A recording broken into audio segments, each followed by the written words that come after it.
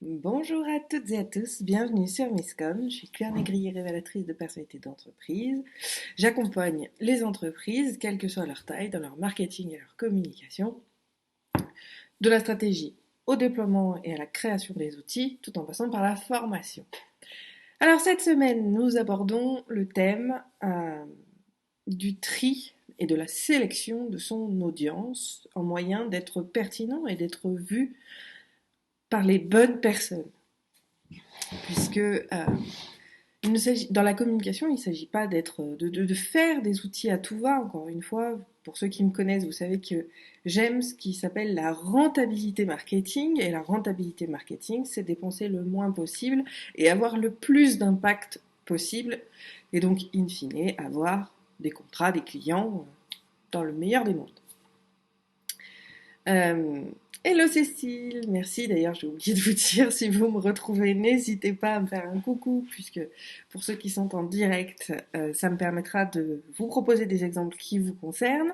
Si vous regardez en replay, n'hésitez pas là encore eh bien, à mettre un commentaire si on ne se connaît pas pour que je puisse, moi, vous donner quelques guidelines peut-être en retour, mais surtout compléter mes chroniques et puis diversifier mes exemples au fil des émissions.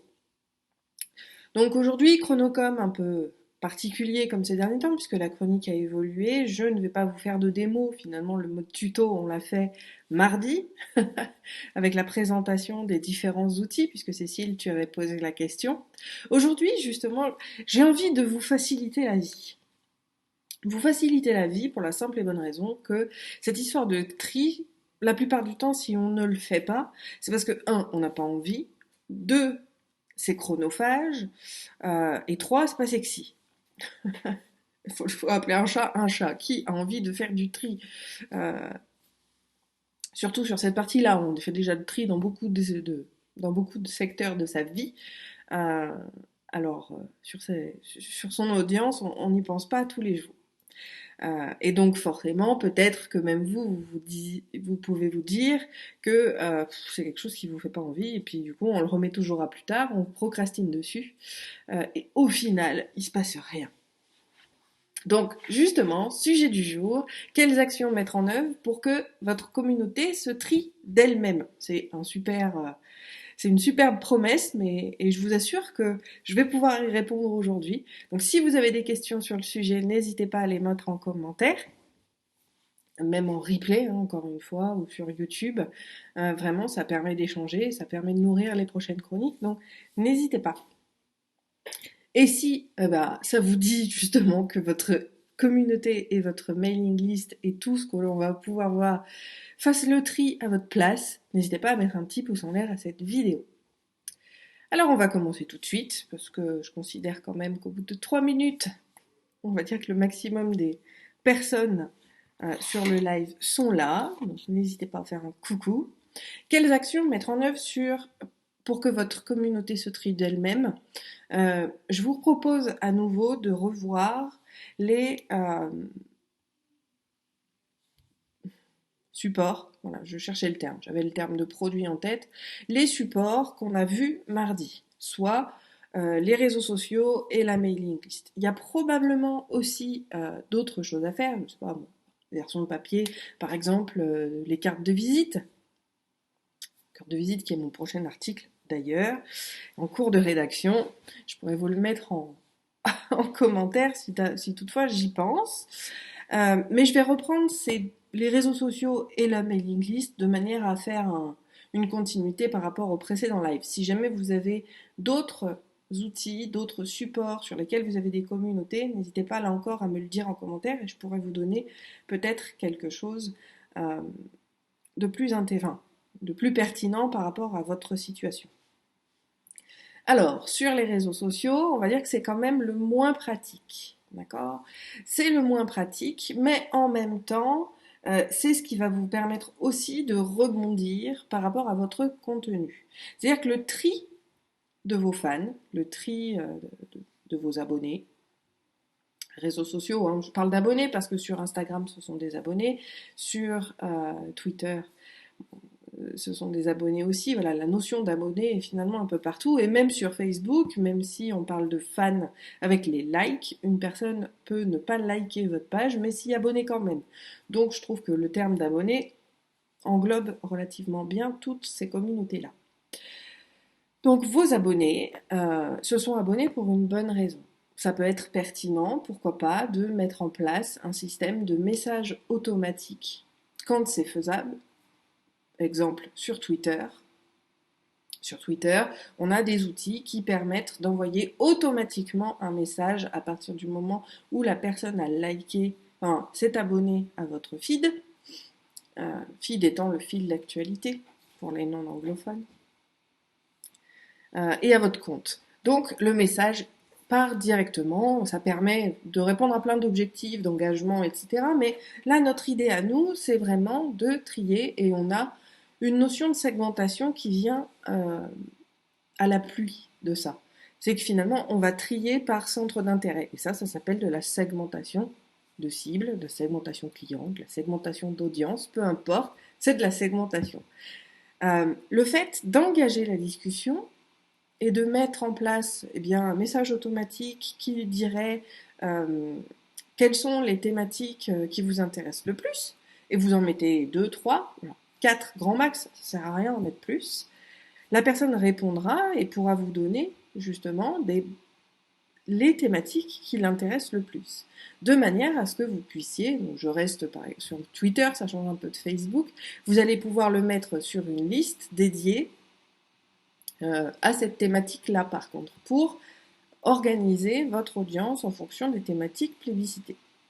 Donc ça, c'est vraiment un point extrêmement intéressant sur les réseaux sociaux à faire. On peut également le faire sur Facebook via les différents outils qui sont mis à disposition. Je pense normalement à celui des votes, puisque vous le savez aujourd'hui, les conditions, les règles anti-baiting rate vous impose de ne plus utiliser les emojis pour faire voter quelque chose, ne peut plus, enfin il y a un certain nombre de règles comme ça aussi ça fait partie des brouillons qui sont dans les tuyaux de mon site, pour pouvoir tous vous les reprendre. Et non, la plupart des entreprises ne respectent pas ces règles-là. Après, c'est pas vu, pas pris, pas pris, pas puni, bien évidemment, mais je vous invite à utiliser justement les outils qui sont mis à disposition pour ne plus utiliser ces techniques-là qui sont aujourd'hui interdites et qui vaut fermeture de page, suppression de compte, ou en tout cas désactivation de vos comptes Facebook, c'est quelque chose de très important. Le fait de leur demander leurs avis, de leur faire voter est-ce que vous préférez ça ou ça, ça va vous permettre de juger de l'intérêt de votre audience vis-à-vis des sujets que vous allez aborder. Et donc c'est une qualification d'audience par elle-même. Et là où ça va faire le tri, c'est que si vous mettez une information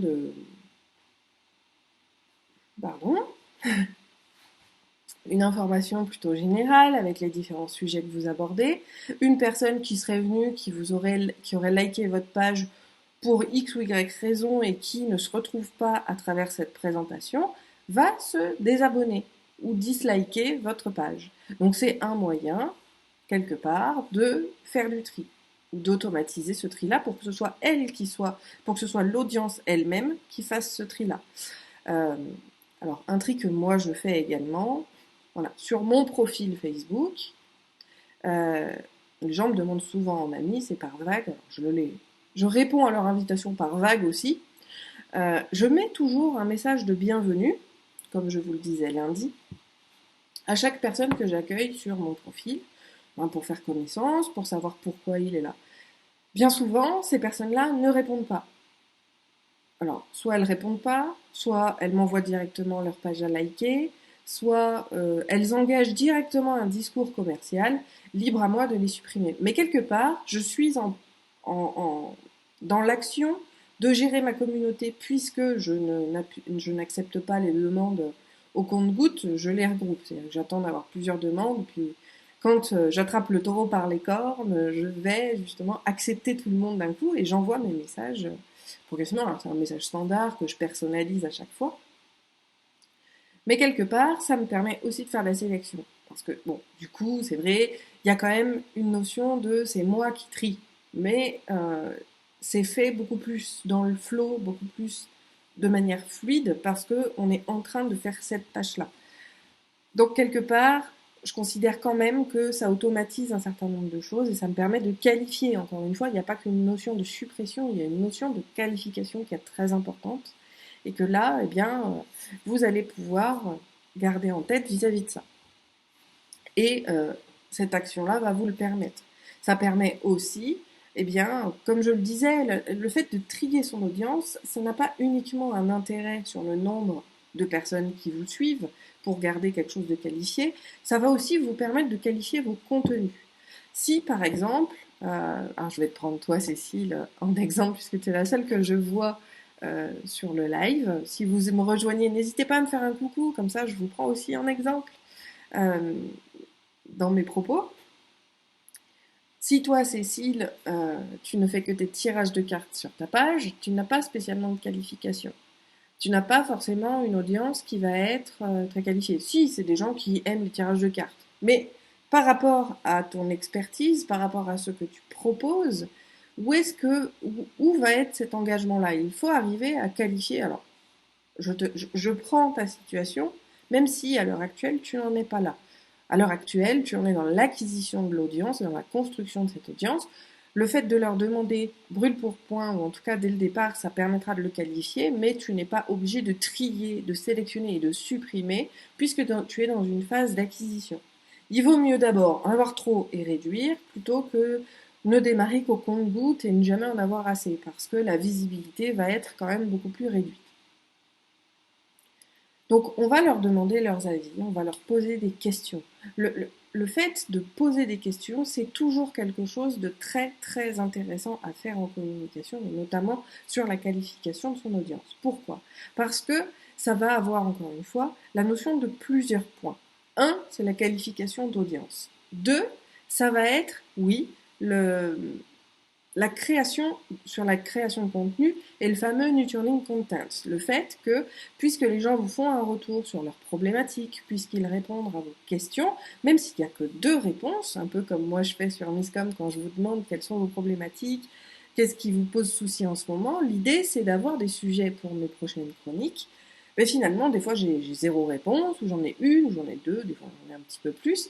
Mais ça me permet de lister tous les contenus qui pourront être pertinents pour moi à faire par la suite. Donc ça a une notion de création, c'est générateur de contenu pour vous et un contenu qui va être unique. Vous savez que l'unicité, c'est vraiment quelque chose sur lequel je travaille et sur lequel je vous pousse à travailler parce que c'est le seul moyen de se différencier sur des marchés toujours plus concurrentiels. Donc ça va avoir cet effet-là également, mais encore plus, une notion d'engagement. Parce que l'être humain a besoin de se sentir écouté, entendu. On a besoin de s'exprimer, on a toujours besoin de donner son avis sur tout en général. Donc le fait de poser des questions fait que l'audience se dit ah ben je suis pas un fan. Alors même si c'est complètement inconscient, je vous l'accorde, la personne va se rendre compte qu'elle n'est pas qu'un fan, qu'on lui demande son avis, et quand on demande l'avis, ça génère toujours beaucoup plus d'interaction. Donc on va gagner en visibilité sur les réseaux sociaux, juste parce qu'on va s'intéresser à nos fans, à notre audience, à notre cible. Donc ça, c'est vraiment un point qui va être très très important pour pouvoir gagner, je dirais, sur tous les tableaux. Le dernier point qui est vis-à-vis de cette audience-là sur les réseaux sociaux, et encore une fois, je parle beaucoup de Facebook puisque c'est le réseau sur lequel je diffuse, mais c'est valable sur tous les réseaux sociaux sur lesquels vous pourriez être en interaction possible avec votre audience. Alors, pourquoi je dis en interaction possible? Je vous donne un contre-exemple. Pinterest, on a du mal à échanger avec les gens, hormis de mettre des pouces ou de partager les épingles. Donc Pinterest, lui, est vraiment quelque chose qui va être distancié. Par contre, va pouvoir être nourri par rapport aux questions que vous allez poser. Trouver des idées de sujets, même si c'est pas vous qui avez créé le contenu, répertorier, justement, faire un tableau sur une thématique identifiée par vos fans qui vont vous permettre de le combler avec tout ce que vous pourriez voir. Et Dieu sait que L'autocentrisme, c'est pas quelque chose qui est pertinent en marketing et en communication. On est beaucoup plus vu quand en plus de ça, on présente d'autres personnes que soi. C'est aussi pour ça que moi je vous présente des outils, que j'avais à l'époque du démarrage, j'avais voulu faire des interviews. C'était vraiment pour vous proposer d'autres sujets, d'autres entrepreneurs, voir un petit peu tout ce qui se faisait, etc.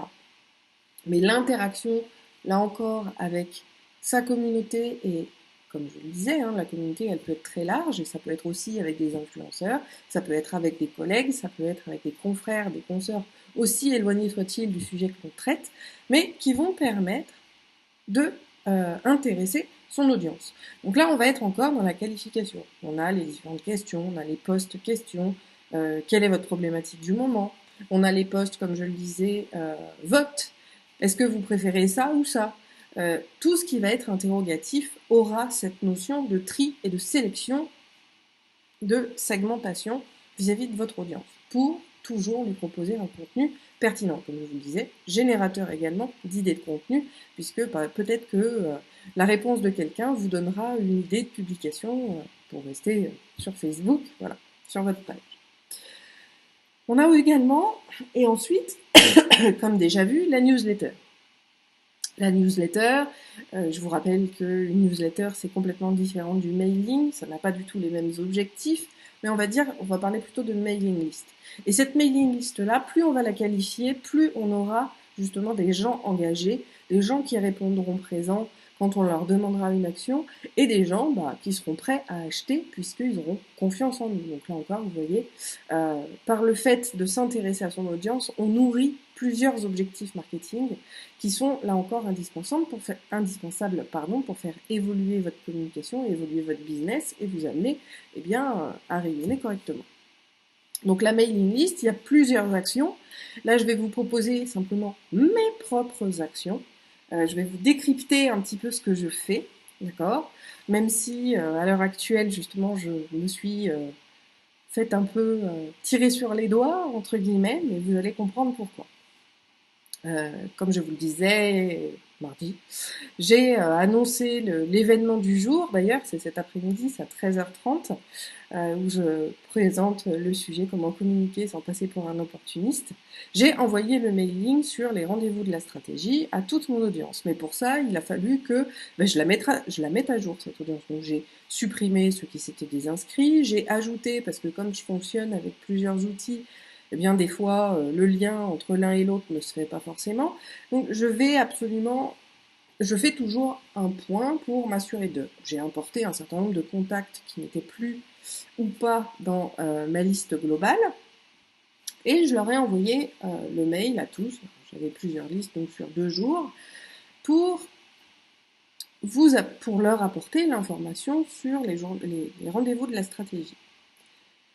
Là, je savais très bien, et c'est comme ça, que, étant donné que ça faisait plus d'1 an que je n'avais pas envoyé de mailing, les gens ne se rappellent pas forcément de nous, ceux qui ne ceux qui ne font pas partie de votre communauté, et qui sont peut-être comme là que des abonnés à votre newsletter. Si vous communiquez pas de manière régulière, ils vous oublient, ils ne savent plus où ils vous ont trouvé, et ils trouvent ça un peu gênant. C'est pour ça que je peux un petit peu comprendre la personne qui m'a écrit mardi, même si j'ai trouvé que la tournure était quand même un peu trop agressive. Le fait d'envoyer un mail a l'objectif 1, d'informer les gens de ce qui se passe, mais 2, et surtout, et c'est très important par rapport au sujet du jour, ça va permettre de faire le tri. Parce que des gens qui n'ont rien à faire de vous, qui ont donné leur mail juste parce que c'était le jeu pour recevoir votre cadeau gratuit, mais qui ne veulent pas recevoir vos infos, ne vont pas forcément se désabonner tout de suite, mais voilà, l'objectif d'envoyer un mail de temps en temps à sa mailing list, même quand on ne fait pas d'email, ça permet de faire le tri, c'est-à-dire que les gens vont se désabonner. C'est pour ça que je vous disais mes aventures, comme j'ai eu j'ai une dizaine de désabonnements sur ma mailing list, Sendinblue m'a bloqué mon compte en attendant de m'appeler pour le déverrouiller. C'est le jeu. Et au moins ça prouve qu'ils sont très attentifs pour la qualification d'audience, et ça c'est très bien, donc moi ça ne me pose pas de problème. L'idée, là encore, c'était que les gens puissent se désabonner parce qu'ils ne savent plus qui je suis, et je n'ai pas besoin d'envahir la boîte aux lettres, la mailing, la boîte mail de personnes qui n'ont rien à faire de mon contenu. C'est quelque chose de très très important pour moi. Tout simplement parce que c'est une histoire toujours de pertinence. Les gens qui n'ont pas envie d'entendre parler de vous ne seront jamais réactifs. Et là, tout comme Facebook, si ça doit diminuer le taux d'ouverture de vos mails parce qu'en fait, il n'y a personne qui est intéressé. Il n'y aura jamais personne, mais je pars toujours dans l'excès. Si personne n'est intéressé par votre mail, vous faites un travail pour rien. Donc l'idée, là encore, c'est de n'avoir que des gens qui sont intéressés par vos emails. Alors, ils ne sont peut-être pas intéressés par tous les emails que vous pouvez envoyer, d'où l'importance de connaître les thématiques qui les intéressent, mais vous pouvez quand même vous assurer d'avoir une audience qualifiée sur votre mailing list avec des gens qui vous connaissent, sont intéressés par les mails que vous envoyez.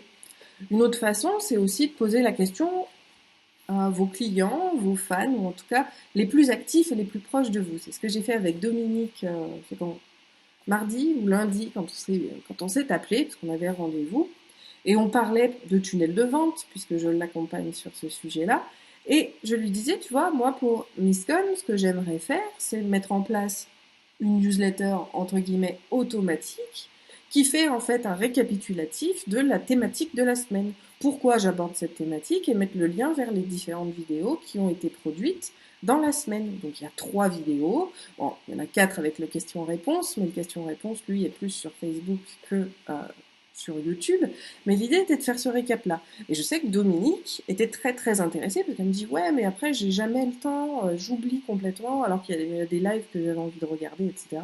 Donc je vais me mettre un gros coup de pied aux fesses pour mettre en place cette inscription pour que les fans de Misscom, les fans de ces émissions-là, que ce soit sur YouTube ou sur Facebook, puissent avoir un récap des sujets traités dans la semaine. Et c'est quelque chose qui me trottait en tête. Là, j'ai eu la confirmation que c'était quelque chose d'intéressant. Donc, je vais pouvoir le proposer parce que je sais que si c'est mis en place, il y aura des intéressés. C'est aussi un moyen pour que les gens fassent d'eux-mêmes quelque chose. Et laisser toujours le libre arbitre aux gens. On informe, on met à disposition, et tous ceux qui le souhaitent pourront le faire comme ils l'entendent. D'accord ? Revenons-en à notre tri par elle-même. Donc, on a vu, moi, mon tri par lui-même, dans le mailing, c'est que j'envoie un mail de temps en temps, comme ça les gens se désabonnent. Le but, c'est qu'ils se désabonnent, se sortent de ma mailing list pour garder, on va dire, les principaux intéressés. Mais comme vous pouvez peut-être le savoir, et si vous ne le savez pas, je vais vous l'apprendre, quand on envoie un mailing, surtout les premiers, et quand on a on va dire une centaine d'emails, à partir d'une centaine d'emails, moins c'est plus, on a un taux d'ouverture qui est relativement élevé. Quand on a 20, 50 adresses mail dans sa mailing list, on a quand même un taux d'ouverture qui est relativement grand et satisfaisant. Plus on va augmenter le nombre d'emails dans sa mailing list, plus ce taux va diminuer parce que, dans le flow, on reçoit en moyenne 200 mails par jour. On peut ne pas le voir, on peut ne pas être dispo, on peut se dire que c'est pour plus tard. Exemple, cordonnier les plus mal chaussés, vous le savez, je l'assume totalement. J'ai plus de 3000 mails non ouverts dans ma boîte mail, donc je finis par tous les supprimer, et puis c'est tout. Ce qui est complètement dommage. Ça, je suis bien d'accord. Bonjour Céline. Donc l'idée, là, ça va être aussi de qualifier son audience. Donc la qualification, elle peut se faire soit en amont, comment en posant la question, en mettant des messages automatiques, pourquoi pas, dès l'inscription d'un nouvel abonné sur sa mailing list, ou on va le faire. Donc moi, des fois je fais les deux, des fois je fais que le deuxième, parce que je trouve que les messages automatisés et surtout instantanés, c'est-à-dire on s'inscrit, pof, on reçoit un mail, je trouve ça un peu agressif. Donc et puis je préfère le faire à la main, tout simplement, parce que c'est plus humain. J'aime pas l'automatisation. Je pense que vous l'aurez compris si vous me suivez depuis un certain temps. On va leur poser les questions. Vous avez des outils, que ce soit sur MailChimp, que ce soit sur Sendinblue, il y a des outils qui font que l'action de la personne, c'est directement dans l'email. Ils cliquent sur un bouton et c'est terminé. Ils n'ont pas de lien qui s'ouvre, de fenêtre qui s'ouvre, tout se passe directement dans l'email et c'est quelque chose de très rapide. Donc ils vont pouvoir justement sélectionner les différents thèmes. Donc vous pourriez leur poser la question. Quels sont les thèmes qui vous intéressent le plus? Toujours là en reprenant notre fameuse liste. On peut avoir la question, tout comme sur Facebook, est-ce que vous préférez tel contenu ou tel autre, ou tel sujet et tel autre? On va pouvoir qualifier, et l'idée, ça va être de ajouter un tag ou un qualificatif dans la mailing list pour les identifier comme intéressés par cette thématique-là. L'objectif étant, bien sûr, in fine, de leur envoyer des mails plus pertinents. C'est-à-dire qu'il va y avoir, oui, les mails génériques qu'on envoie tous quand on décide de partir sur cette stratégie d'emailing. On va avoir donc, par exemple, je reprends mon cas avec Misscom où je mettrai en place l'inscription. Ils recevront toutes les semaines, peut-être le vendredi soir ou plutôt le samedi matin, le récap de toutes les vidéos que j'ai faites dans la semaine. Ils pourront recevoir également peut-être d'autres informations, comme l'information sur l'événement de la semaine des rendez-vous de la stratégie. Ils vont recevoir un certain nombre d'infos, mais je pourrais également, alors, Cécile, si je reprends ton exemple, alors Céline, je ne te connais pas encore assez pour savoir quelles sont les thématiques marketing qui t'intéressent le plus. Mais Cécile, qui travaille en ce moment sur l'acquisition et sur les réseaux sociaux, je sais que tout mon contenu sur les réseaux sociaux va être pertinent.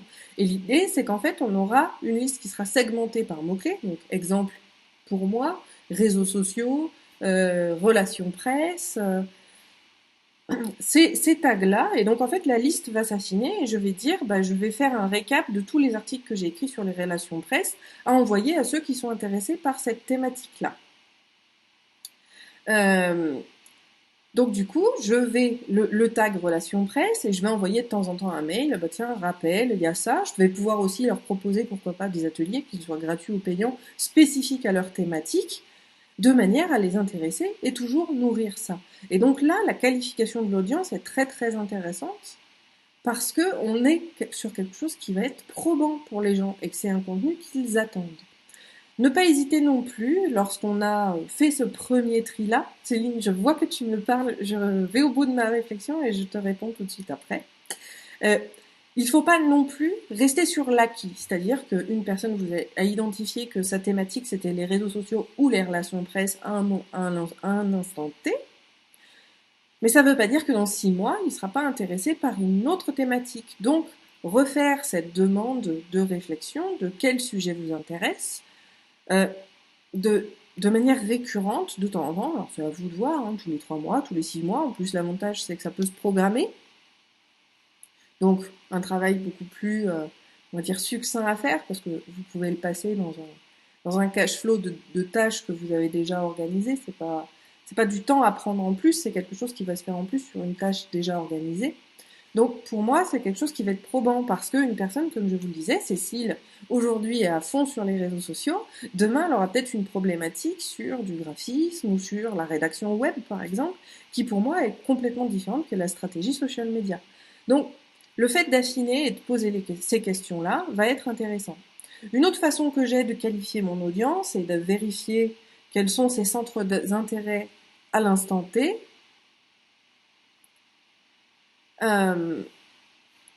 c'est, je lisais pas de problème Céline, tu regarderas en replay, aucun problème.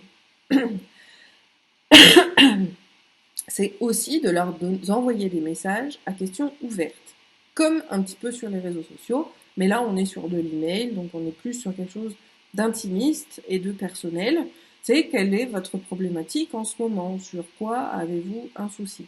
Et parfois, on a d'ailleurs beaucoup plus de résultats par l'email que par les réseaux sociaux, parce que les réseaux sociaux, de manière globale, c'est public. Même dans un groupe, il y a tous les membres du groupe qui vont le voir, alors que l'email, c'est quelque chose de personnel et qui reste chez soi. Donc, on est dans notre intimité, on est dans notre bulle et on ne se sent pas vu par tous. Donc, ça peut être aussi quelque chose de très pertinent que d'avoir cette relation et cet échange par email et non pas sur les réseaux sociaux. Là, c'est à vous de juger et de connaître votre audience pour savoir ce qu'elle est à même d'accepter ou pas. Alors, je vais reprendre, même si elle a dû partir, quel pourcentage de réponses tu peux espérer avoir? Car moi, quand je pose une question sur ma page pro Facebook, j'ai rarement des commentaires. Alors Céline, par rapport à Facebook, c'est exactement ce que je viens de dire. On a souvent des gens qui n'ont pas envie de s'afficher, qui n'ont pas envie forcément de commenter plus que ça. Petit rappel par rapport à la formation Facebook que j'ai d'ailleurs, que je propose. Facebook, c'est un lieu de divertissement, c'est pas un lieu de business. Les gens sont pas là pour ça, à la base. Donc sur une page, l'interaction, elle doit se faire de manière plutôt amicale. Oui, aimable, amicale, et peut-être pas sur les mêmes sur le même ton. Par exemple, toi, en tant qu'avocate, si tu poses des questions sur quelles sont vos problématiques en ce moment, je peux comprendre que les gens soient très très réticents. Donc tourner ça peut-être plutôt vis-à-vis du jeu. Euh, idée inspirée hein, par rapport à ce que tu me dis. Euh, je pense que voilà, tu pourrais faire.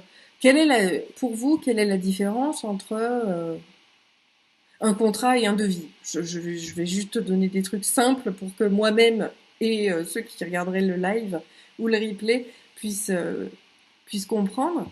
Si tu poses la question quelle est la différence entre un devis et un contrat, tu auras peut-être tendance à avoir des réponses parce que c'est une question qui est générale et qui n'impose pas quelqu'un de parler de sa situation personnelle sur des voies publiques. Parce que c'est une voie publique, Facebook. Là, on aura quelque chose qui devrait être un petit peu plus probant. Après, ça, tant que t'es pas en direct, je peux pas forcément répondre à cette question-là, parce que je peux pas avoir plus de compléments d'information, mais ce serait ça. L'engagement, il faut voir où et comment les gens réagissent par rapport à ton activité et enfin, par rapport à toi, je dirais même, est-ce que Facebook c'est le bon endroit par rapport à toi et à ta profession? Quel est l'objectif que tu as identifié, auquel tu as sélectionné Facebook pour y répondre? Là, on revient sur une question de stratégie. Mais effectivement, l'engagement sur les réseaux sociaux, c'est quelque chose qu'on recherche tous, mais il faut toujours revenir à une histoire de stratégie. Objectif, cible, message et la sélection média. Et si Facebook a été sélectionné comme la meilleure réponse, alors on se lance. Mais si on prend Facebook juste pour dire Facebook, c'est peut-être pas le bon endroit, donc il faut peut-être repenser à ça. Donc, par rapport à cette sélection d'audience, j'étais sur le mailing et sur le fait qu'on va pouvoir leur poser des questions. Alors, pour en revenir à ta question sur le pourcentage de réponses que tu peux avoir, moi, Céline, ça dépend un peu des caprices de Facebook et de son algorithme. Mais, par exemple, ma publication du lundi sur ma page NCNcom, c'est quelque chose qui explose le plafond. J'obtiens 2000, 3000 3000 de portée d'engagement, de portée de publication et d'engagement, parce que les gens adorent ce jeu. Et donc ils réagissent beaucoup, ils interagissent entre eux, et là j'ai tout l'art de la stratégie de Facebook qui est exactement misé là-dessus. Euh, Maintenant, au-delà de ça, il faut voir, voilà, tout dépend du contenu, et là c'est trop dans la personnalisation, donc je ne pourrais pas le dire, mais encore une fois, utilisez surtout les outils qu'il y a sur Facebook, comme le système de vote ou les systèmes de liste. Il y a un certain nombre de fonctionnalités que Facebook, alors des fois il l'active, après il désactive, il faut essayer de regarder ce qu'il y a vis-à-vis de l'instant présent, mais vous avez quand même des outils qui sont là pour vous aider à gérer cette situation pour pouvoir faire interagir votre communauté, sans passer par le baiting rate, je le rappelle. Cette histoire de mailing est elle aussi très très importante puisqu'elle va aussi répondre à tous les objectifs qu'on a pu voir précédemment et elle va permettre surtout de faire en sorte que votre mailing list se trie toute seule. Quelqu'un qui reçoit trop de mails sur un sujet alors qu'il est intéressé par autre chose va se désabonner.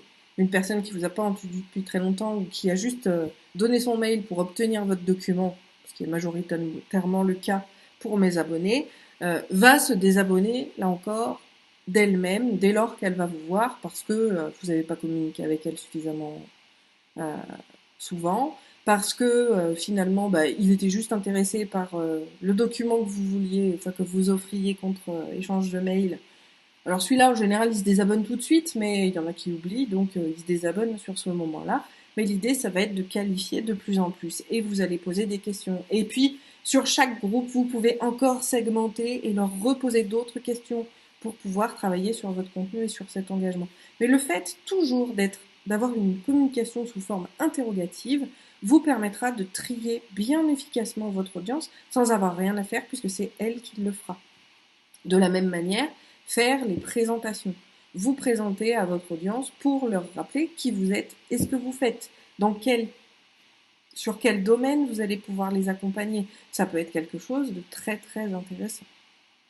Et là, ça peut être quelque chose d'automatique qui permet, là encore, à l'audience, si votre présentation ne lui convient pas, de se désabonner ou de disliker ou de sortir en tout cas de votre communauté, et c'est quelque chose qui est pertinent puisque ça vous évite de parler dans le vent, de perdre du temps à écrire des messages qui ne les intéresseraient pas et surtout de garder de véritables abonnés qui sont intéressés par ce que vous faites et qui seront donc davantage susceptibles d'acheter vos produits ou services, puisque même si je déteste le fait qu'on parle de vente, etc., parce que la communication, c'est pas pour vendre, on sait très bien qu'au bout de chaîne, l'objectif, c'est de pouvoir pérenniser son entreprise et de vendre ses produits ou services. Donc oui, avoir une mailing list, il vaut mieux, comme je l'ai déjà dit, je ne sais plus dans quelle vidéo, avoir 10 contacts mail qui achètent à chaque fois que 200 contacts qui achètent jamais, tout simplement. Sur ces bonnes paroles, je vais vous souhaiter un très bon appétit, une très bonne journée. Si vous avez des questions, n'hésitez pas à les noter en commentaire, je serai ravie de les aborder demain sur le Claire part en live, puisque l'idée c'est de répondre aux questions qu'on me pose en direct ou en différé. Je vous dis à demain, je vous souhaite un bon appétit, une très bonne journée, et d'ici là, n'hésitez pas à poser des questions à votre audience. Voilà. Petit rappel également en fin de vidéo, si vous ne me connaissez pas, si vous me découvrez, n'hésitez pas à liker la page ou vous abonner à la chaîne YouTube. Dans les deux cas, cliquez sur la sonnette pour recevoir les petites notifications de mes lives. Et d'ici là, portez-vous bien. Bye!